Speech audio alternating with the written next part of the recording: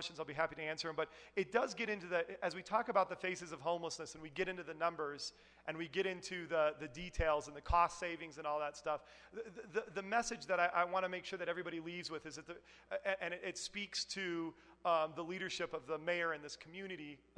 Denver is a national leader on this issue. We are very well received around the country, and a lot of folks come here to see what the mayor has done on homelessness.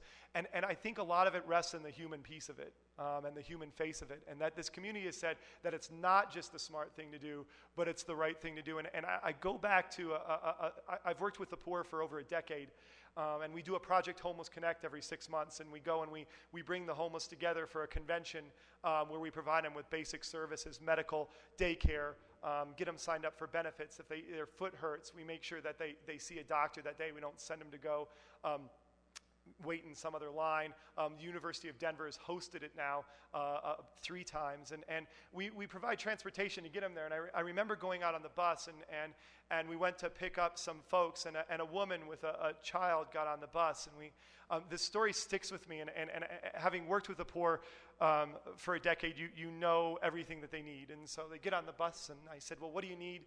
But I knew what she needed. She's homeless, and she needed a housing, and she needed a job, and she needed medical and daycare services for a kid. And she looked at me, and she's like, I need all 3 of those things. But she's like, that's not what keeps me up at night. She said, what keeps me up at night is for the last 2 years, she said, I've had a child, and we've never stayed in one place more than a week. She's like, we slept in the backseat of a car. We slept in an abandoned building. We've slept in a shelter. We've slept on a friend's couch.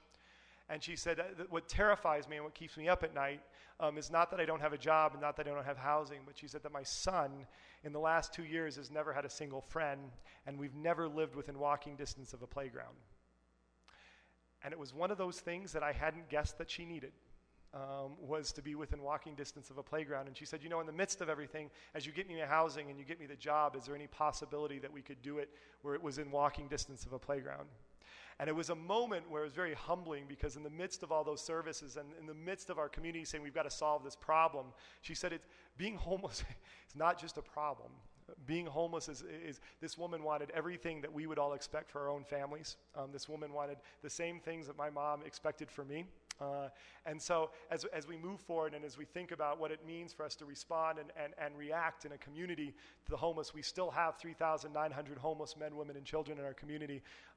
That the impetus to respond is not just because it's a problem, but it's preventing people from living the same quality of life that we would want for the people in our lives. And so I just wanted to make sure that I interjected that into that, because I think it's an important story. So, and I think on that note, I'm getting a cue to sit down and shut up. And so I do want to thank everybody. And on behalf of Mayor Hickenlooper, the Rotary Club for years has been, many of you in this room have been unbelievably supportive, and I am grateful. And I ask that you continue to spread the word. Have a good day.